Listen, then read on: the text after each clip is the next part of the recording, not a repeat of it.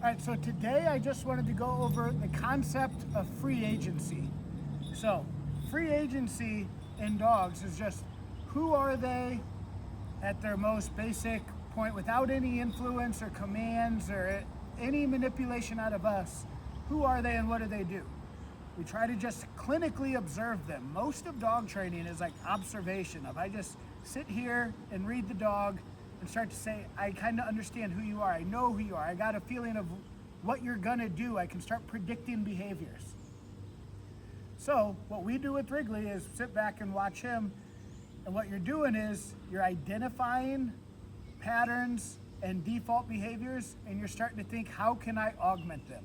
Because big picture, we want to work with free agency, not micromanaging every step of the way of anything that he's doing. I have to micromanage every part of his day through commands. Come, sit, stay, come, heel, sit, stay. It's exhausting, and most people don't have enough time to do this. So what I do is I just let him be a dog, let him explore things.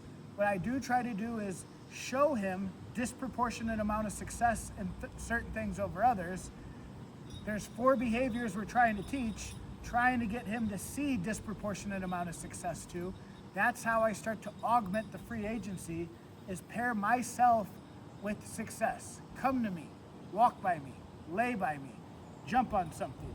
These are the behaviors we want. But when he gets home, what we're trying to do is let him figure out what to do, build free agency, and you build the free agency that you want by being able to conjure up 4 behaviors when you need it. Come to you, walk by you, lay by you, jump on something. So if he's doing something you don't want, step 1, get him back to you. That's your recall. And then if he's got some energy and the outlet to that energy is something you don't want, then you should have some drills up your sleeve of what do we do with this energy.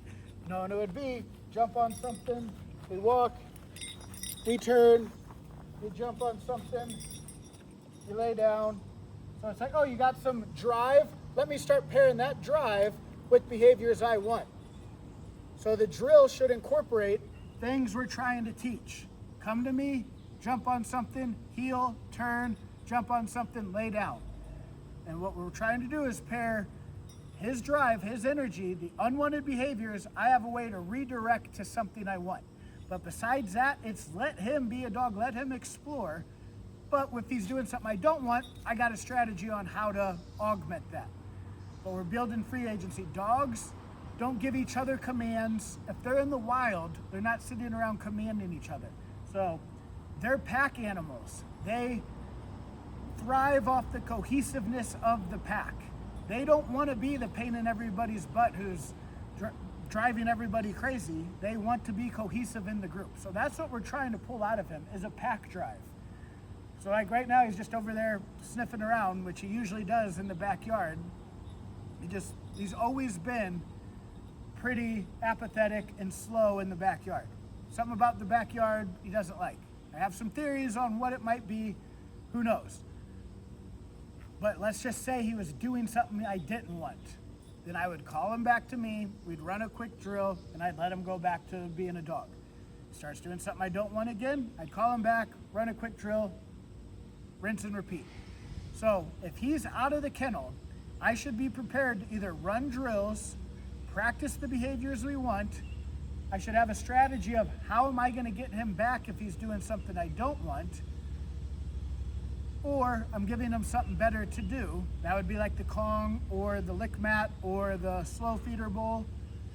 And if I can't do any of those things and he's going back to the bad habits, you should just put him up and let him out when you're in the right headspace to kind of do that. So it's most of dog training is we observe and we start setting the environment up for success. How could I set this environment up to get the behavior I want? So that's what the big picture of what it's going to look like when he gets home. He does really good with the free agency. He's not one I constantly have to start redirecting and do something with all the drive that he's got. He's not really that high drive of a dog. But there are times where it's like, oh, he's got some drive. I should be using that, bringing it back to me. So this is the big picture. How are we going to get him to be the dog we want to be? We build free agency, and we have 4 behaviors we can conjure up when we need them to: come to me, walk by me, lay by me, jump on something.